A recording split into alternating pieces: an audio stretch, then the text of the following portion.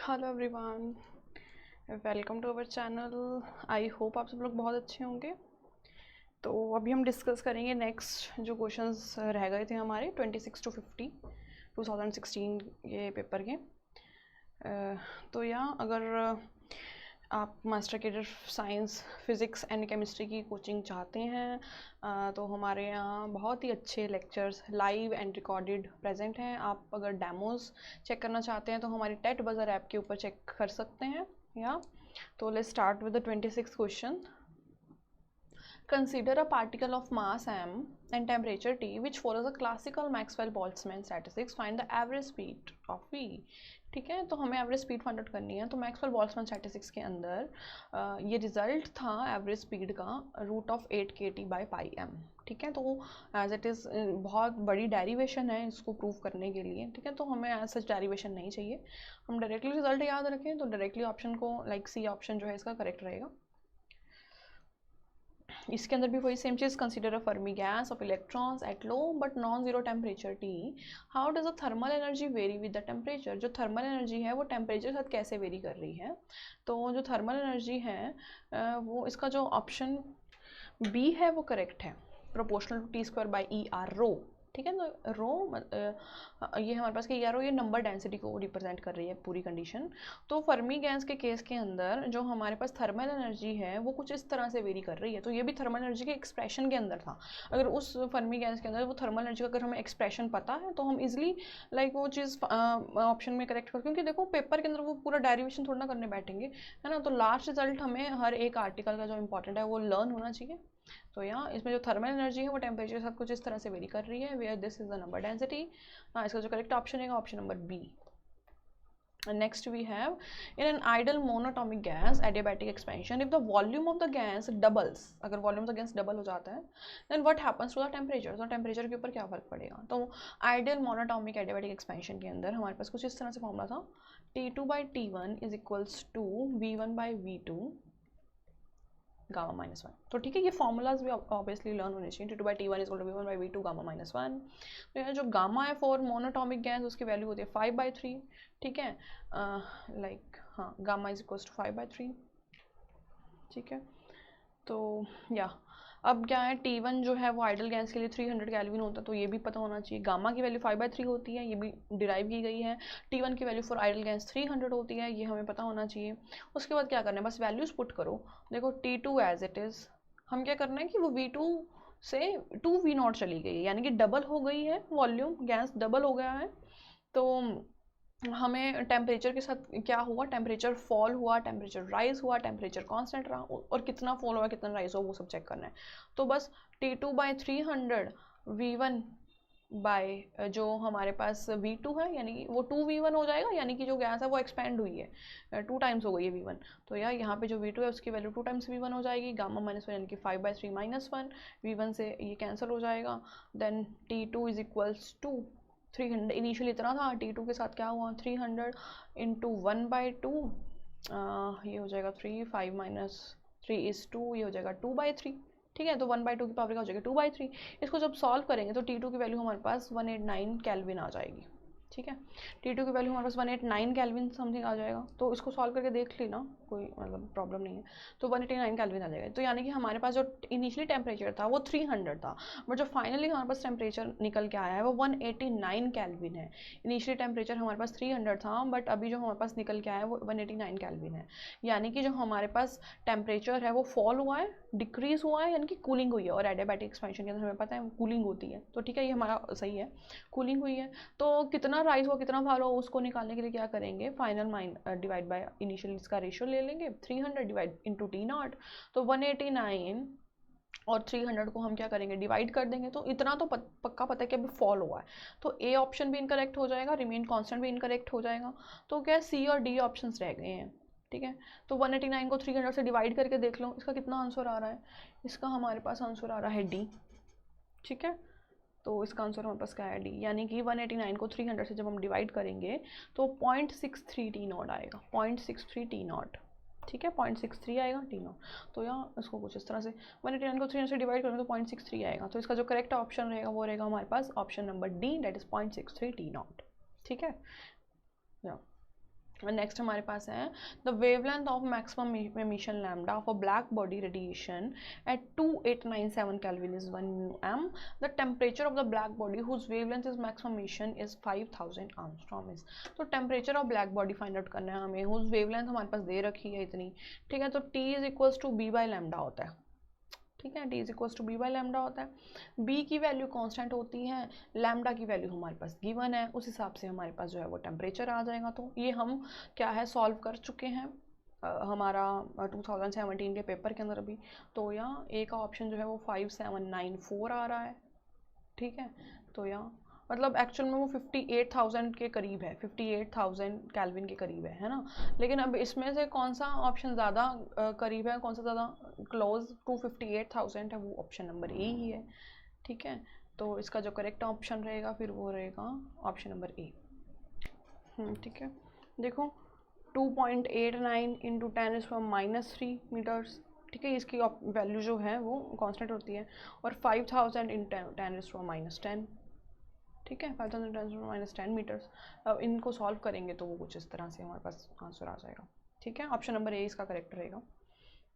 Next we have, ये भी 2017 का पेपर में आ चुका है question. The volume of the spherical shell at face space is given by this. तो volume of the spherical shell इनमें से किससे गिवन होती हैं, इन फेस स्पेस. हमें पता है जो फेस स्पेस है उसके अंदर वॉल्यूम को हम उसके अंदर मोमेंटम वाली वॉल्यूम होती है और पोजीशन भी वाले होते हैं, ठीक है. तो पोजीशन के अंदर एक्स वाई जेड तीनों एक्सिस होते हैं. तो एक्स वाई जेड किसको रिप्रेजेंट करते हैं, वॉल्यूम को, तीनों एक्सिस. तो एम भी जो होता है उसको जब हम सॉल्व करें तो 4 - p² dp आता है. तो यहाँ इसका जो करेक्ट आंसर हो जाएगा 4πp² dpv, ठीक है. इसका करेक्ट आंसर रहेगा ऑप्शन नंबर ए. या नेक्स्ट हमारे पास है adding negative feedback to amplifier results in which of the following. अगर हम नेगेटिव फीडबैक देंगे एम्पलीफायर को तो इनमें से क्या होएगा, डिक्रीज गेन, इंक्रीज डिस्टॉर्शन, ठीक है. ये सही है. डिक्रीज गेन के अंदर डिक्रीज होगा, डिस्टॉर्शन के अंदर डिक्रीज होगा. डिक्रीज इनपुट इम्पिडेंस नहीं, ये ऑप्शन जो है इनकरेक्ट हो जाएगा. इंक्रीज गेन नहीं होता, इंक्रीज गेन तो नहीं होता, नेगेटिव फीडबैक दे देता हूँ. अगर पॉजिटिव फीडबैक देते हैं फिर गेन इंक्रीज होता है. तो decrease gain, decrease gain, decrease in distortion, decrease in input impedance नहीं. तो इसका जो करेक्ट ऑप्शन है वो ऑप्शन नंबर सी. डिक्रीज होता है गेन के अंदर, डिक्रीज होता है डिस्टॉर्शन के अंदर, बट इंक्रीज होता है इनपुट इम्पिडेंस एंड डिक्रीज होता है आउटपुट इम्पिडेंस, ठीक है. तो इसका करेक्ट ऑप्शन रहेगा हमारे पास ऑप्शन नंबर सी. अगर पॉजिटिव हो जाएगा तो उसको उल्टा हो जाएगा, increase in gain, increase in distortion, decrease in input impedance, कुछ इस तरह से, ठीक है. तो यहाँ अभी क्या है, in the half wave rectifier the peak value of the AC voltage across the secondary of the transformer is 20√2. If no filter circuit is use the maximum DC voltage across the load is given by. तो ये वाला भी 2017 के paper में हम solve कर चुके हैं. लाइक जो VDC है वो हमारे पास VRMS/π है, VRMS/π. तो यहाँ इसका जो है 220√2 हमें दे रखी है पीक वैल्यू ऑफ AC, और पाई हमारे पास 3.14 है या फिर 22/7 है. तो इसको सॉल्व करिए, इसका जो करेक्ट आंसर है वो आएगा 9 वोल्ट, ठीक है. Option D is correct. Next we have the device that show negative differential resistance among the following is. जो डिवाइस है नेगेटिव डिफरेंशियल इक्वेशन कौन शो करता है, तो इसके लिए जो करेक्ट ऑप्शन है ऑब्वियसली जीना डायोड भी करता है, लेकिन टनल डायोड जो है वो ज़्यादा करता है बहुत अच्छे से. इसकी जो एक एप्लीकेशन है वो यही है. तो टनल डायोड इसका जो करेक्ट ऑप्शन हो जाएगा option number B. In the common base configuration the output volt ampere characteristics of the transformer for many of the following plots. देखो यहाँ पे आउटपुट वोल्ट एम्पियर पूछा हुआ है, तो मतलब आउटपुट ही वोल्टेज होएगी, कॉमन बेस है और वो भी आउटपुट ही वोल्टेज होएगी और आउटपुट ही करंट होएगा.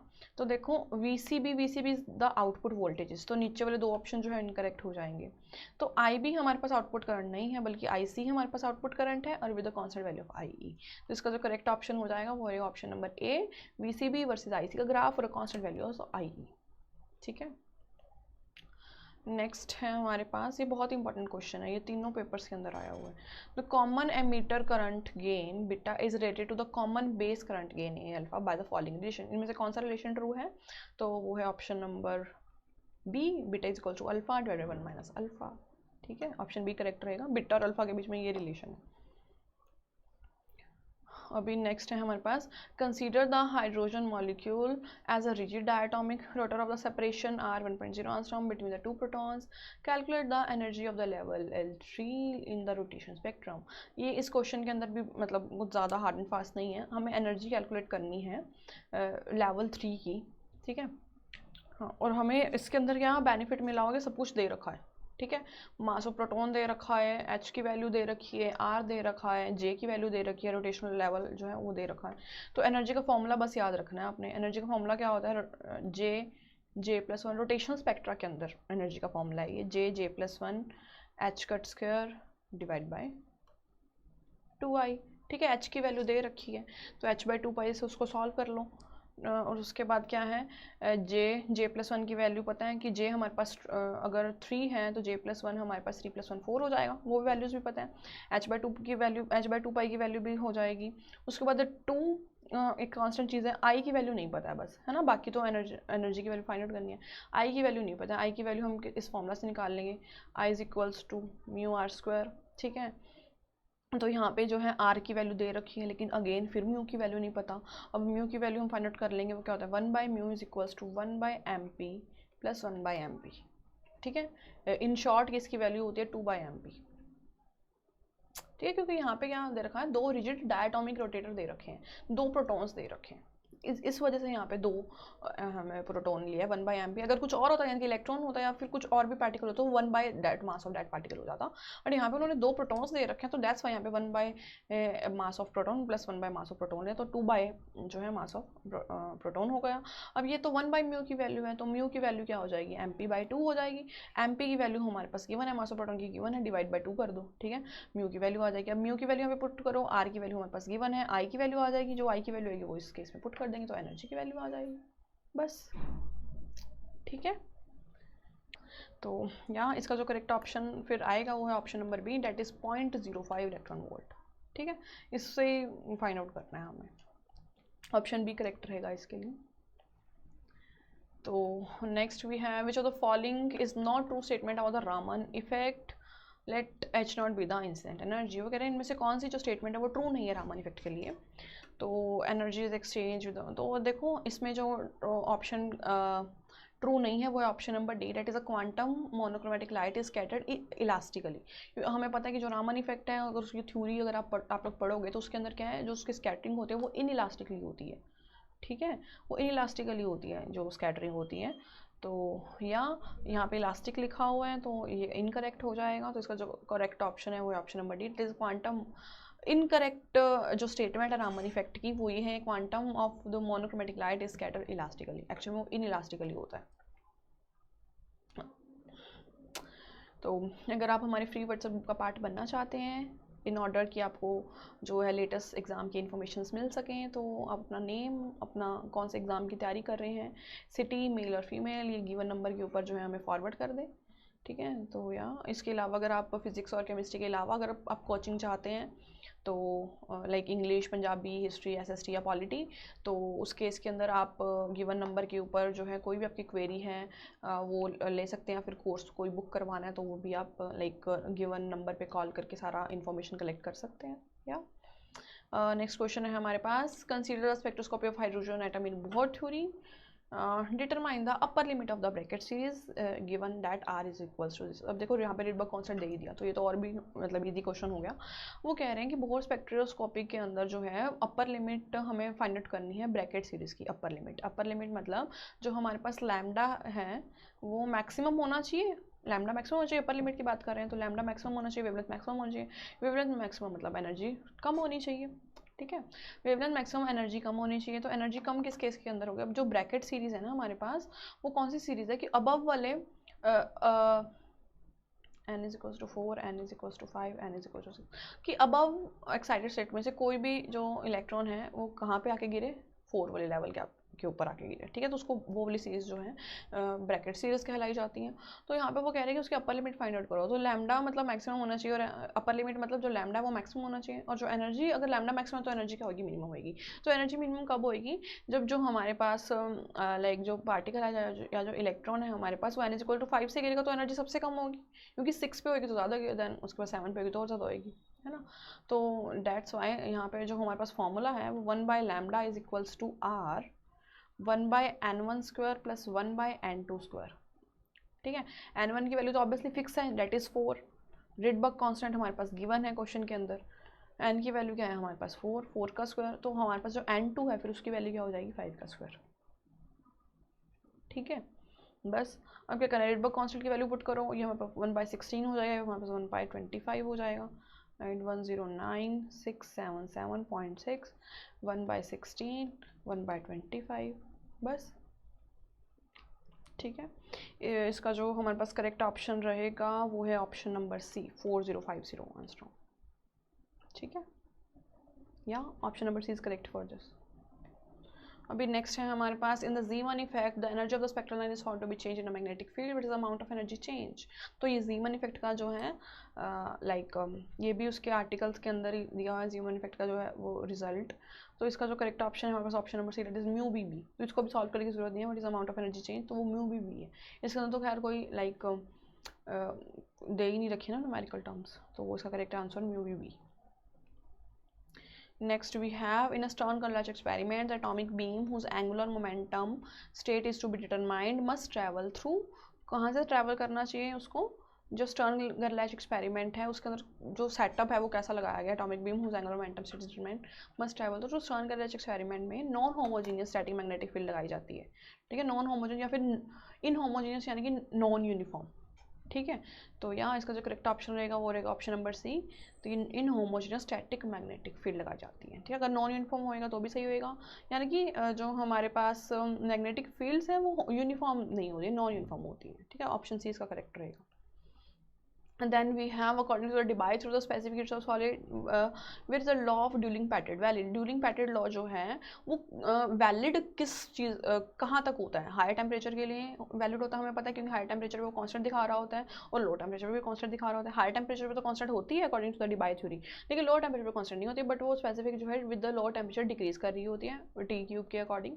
तो यहाँ जो हमारे पास ड्यूलोंग पैटेट लॉ है जो कि क्लासिकल थ्योरी थी, तो हमारे पास क्या है ड्यूलोंग पैटिक लॉ के अकॉर्डिंग वो कहाँ तक वैलिड है, for lower temperature for higher temperature, तो इसका करेक्ट ऑप्शन है option number B for higher temperature. Lower temperature के लिए वो फेल हो जाता है, इस वजह से तो आगे आइंस्टाइन और डिबाय आए थे।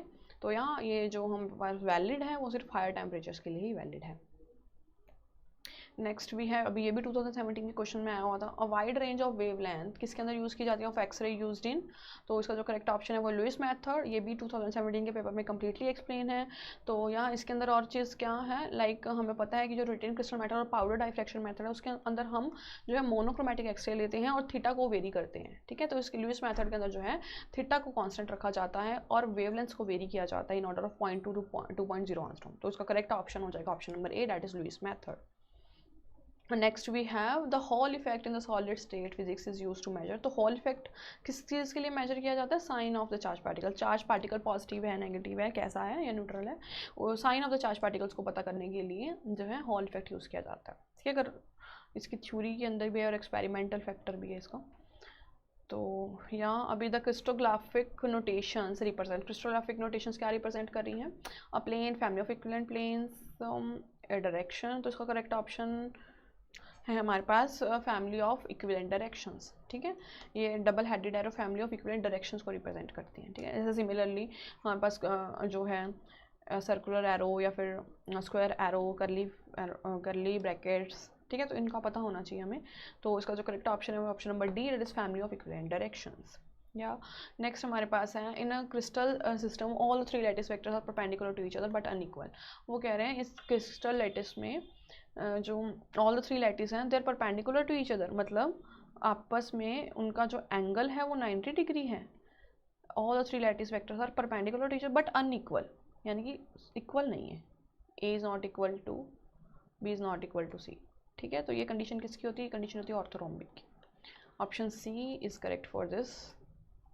ठीक है, ऑप्शन सी इसके लिए करेक्ट हो जाएगा, ऑर्थोरोम्बिक। नेक्स्ट है हमारे पास, the 3 natural radiation in order the most penetrating to the least penetrating, most penetrating to least penetrating. तो हमें पता है कि जो अल्फा पार्टिकल्स हैं वो हैवियर पार्टिकल्स होते हैं, तो जो हैवी होते हैं वो इजीली पेनिट्रेट नहीं कर पाएंगे। ठीक है, तो फिर लीस्ट पेनिट्रेटिंग कौन हुआ, अल्फा हुआ, और इन दोनों के अंदर जो है लीस्ट पेनिट्रेटिंग बताया हुआ अल्फा, तो मतलब बी और सी में से कोई करेक्ट है। तो देखो जो गामा होती है वो सबसे हायर पेनिट्रेशन पावर रखती है, तो यहाँ ऑप्शन डी करेक्ट हो जाएगा। गामा जो है मोस्ट पेनिट्रेटिंग है, then beta and then alpha. ठीक है, ऑप्शन डी इज जो है करेक्ट हो जाएगा इसके लिए। Next we have which of the following list the 4 fundamental forces of the nature in order to increasing strength. ठीक है, तो वीकर से स्ट्रॉन्गर पे जाना है हमने, तो हमें पता है कि न्यूक्लियर फोर्स सबसे स्ट्रॉन्गर होता है, तो न्यूक्लियर न्यूक्लियर न्यूक्लियर जो है 3 ऑप्शंस के अंदर ए सी और डी, तो मतलब बी ऑप्शन तो हमारे पास इनकरेक्ट हो ही गया। उसके बाद क्या है, ग्रेविटेशनल फोर्स जो है वो सबसे वीकर होता है, ग्रेविटेशनल फोर्स सबसे वीकर होता है। ठीक है, तो ग्रेविटेशनल फोर्स सबसे वीकर किसके अंदर दे रखा है, सिर्फ ए ऑप्शन के अंदर दे रखा है। ठीक है, ठीक है, तो जो फिर ग्रेविटेशनल फोर्स सबसे वीकर है, न्यूक्लियर फोर्स सबसे ज़्यादा है, तो यहाँ इसका करेक्ट ऑप्शन क्या हो जाएगा, ऑप्शन नंबर ए। ठीक है, नेक्स्ट है what was achieved by the discovery of W and Z's intermediate vector bosons। तो क्या होता है, हमने यूनिफिकेशन थ्योरी के अंदर पढ़ा है, the electroweak unification was verified. Electroweak unification जो है वेरीफाइड, इलेक्ट्रोमैग्नेटिक और वीक ट्रांजिशंस को जब हमने इकट्ठा किया था तो उसको इलेक्ट्रोवीक यूनिफिकेशन बोलते हैं। तो यहाँ इसका डी ऑप्शन करेक्ट है कि इलेक्ट्रोवीक यूनिफिकेशन जो है वेरीफाइड हो गई थी। या अभी नेक्स्ट हमारे पास है according to the nuclear shell model what is the proton configuration for the nuclide. अभी हमने स्पिन और पैरिटी वाले में पढ़ा था। अभी देखो इसके जो प्रोटॉन कॉन्फ़िगरेशन है, इसके अंदर नंबर ऑफ प्रोटॉन जो है वो 13 है। ठीक है, तो यहाँ 13p, तो उसके लिए क्या है हमारे पास 1s हाफ, इसके अंदर 2 जाएंगे, देन 1p 3/2, इसके अंदर 2 जाएंगे, देन 1p 1/2, इसके अंदर 4 जाएंगे, सॉरी है ना, इसके अंदर 4 जाएंगे और इसके अंदर 2 जाएंगे, 4 5 6 7 8, देन उसके बाद 1d 3/2 आता है। ठीक है, तो इसके अंदर कितने जाएंगे 5, तो ये 13 हो गए। तो यहाँ जो फर्स्ट वाली 2 है ये तो इलेक्ट्रॉनिक कॉन्फ़िगरेशन है, ये तो इनकरेक्ट है ही। ठीक है, उसके बाद जो ये वाला है इसके अंदर 2 गए, इसके अंदर उसके बाद दोबारा से एस आ गया, तो ये भी नहीं हो सकता। तो थर्ड वन देखिए, इसके अंदर क्या है 1s 1/2 की 2p 3/2, 3/2 है, फिर उसके बाद फिर से 1/2 है, ये 1/2 है, फिर उसके बाद फिर से 3/2 है। तो ये एक्चुअल में एस पी और एस डी, यहाँ पे पी आएगा, मतलब एक्चुअल में ना इसके अंदर कोई भी ऑप्शन करेक्ट नहीं है। ठीक है, तो या ये वाली जो कॉन्फ़िगरेशन है प्रोटॉन की वो यही है। ठीक है, 13p, इसके अंदर कोई भी ऑप्शन ऐसा करेक्ट नहीं है। ठीक है, ये गलत है ये क्वेश्चन। या then next we have a positive cation has a rest mass of 494 whereas a proton has a rest mass of 938. if a cation has a total energy that is equal to the proton rest mass and the speed of the cation is most nearly। ठीक है, तो speed of the कायोन हमें find out करनी है, और वो कह रहे हैं कि जो हमारे पास प्रोटॉन का रेस्ट मास है ना वो इतना है, और proton rest mass whereas proton has a rest, the positive kaon का जो रेस्ट मास है ना वो 494 है मेगा इलेक्ट्रॉन वोल्ट पर सी square, whereas a proton has a rest mass of 938। if a कायोन की जो टोटल एनर्जी, कायोन का रेस्ट मास दे रखा है, प्रोटॉन का रेस्ट मास दे रखा है, कायोन की जो टोटल एनर्जी है ना वो प्रोटॉन के रेस्ट मास के इक्वल दे रखी है, तो हमें स्पीड ऑफ कायोन फाइंड आउट करनी है। तो वैसे तो ये 2017 के अंदर भी आया हुआ है ना, ये हमने वहाँ पे भी सॉल्व किया है। तो यहाँ ठीक है, गामा इज इक्वल्स टू क्या है, rest mass of the proton to the rest mass of the kaon. ठीक है, गामा निकालने की जो बीटा है वो हमारे पास वही स्पीड ऑफ द कायोन आएगा ना, तो गामा उसके अंदर यूज़ होगा। तो बस मास ऑफ जो प्रोटॉन है वो है हमारे पास 938, और मास ऑफ जो कायोन है वो हमारे रेस्ट मास जो है ऑफ कायोन वो है हमारे पास 494। इसको जब सॉल्व करेंगे तो इसका आंसर आएगा 2। ठीक है, उसके बाद क्या है, बस 1/√1 माइनस बीटा स्क्वायर। ठीक है, ये बीटा हमारे पास स्पीड ऑफ द कायोन है, इस गामा की वैल्यू 2 है तो उसको बस 2 के साथ इक्वेट कर देते हैं।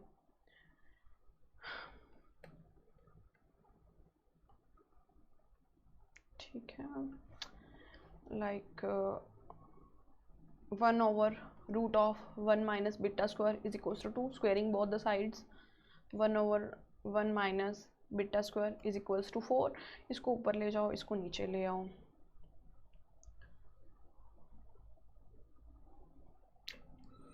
ठीक है, 1 minus beta square is equals to 1/4, ये 4 जो है उधर चल जाएगा, 1 minus beta square is equals to 1। ठीक है, उसके बाद 4 minus 4 beta square is equals to 1। उसको और थोड़ा छोटा कर लेती हूँ, ठीक है। This was -4 beta square is equals to 1 - 4 that is 3, -4 beta square is equals to -3, 3 से 3 beta square is equals to 3/4, ठीक है, and beta is equals to √3/2, ठीक है, बीटा इज इक्वल टू √3/2। तो या ये हमारे पास √3 जो है वो 1.73 के इक्वल होता है, 1/2 इंटू 1.73। जब हम इसको सॉल्व करेंगे तो जो बीटा है उसकी वैल्यू 0.85C समथिंग, 0.85C आ जाएगी स्पीड। तो यहाँ इसका जो करेक्ट ऑप्शन रहेगा फिर वो होएगा option number D, that is 0.85C, ठीक है। तो या यही था अभी, ठीक है। अभी लाइक आप हमारा टेलीग्राम चैनल ज्वाइन कर सकते हैं, हमें इंस्टाग्राम पे फॉलो कर सकते हैं और हमारा फेसबुक पेज भी लाइक कर सकते हैं। इन ऑर्डर अगर आपको कुछ नई अपडेट्स चाहिए अपने पेपर के रिगार्डिंग जो भी होंगी वो हम यहाँ पे अपलोड करते हैं। और जो भी स्टूडेंट इस चैनल के ऊपर नए हैं वो प्लीज़ हमारे चैनल को सब्सक्राइब कर दें एंड बेल आइकन को प्रेस कर दें। या थैंक यू।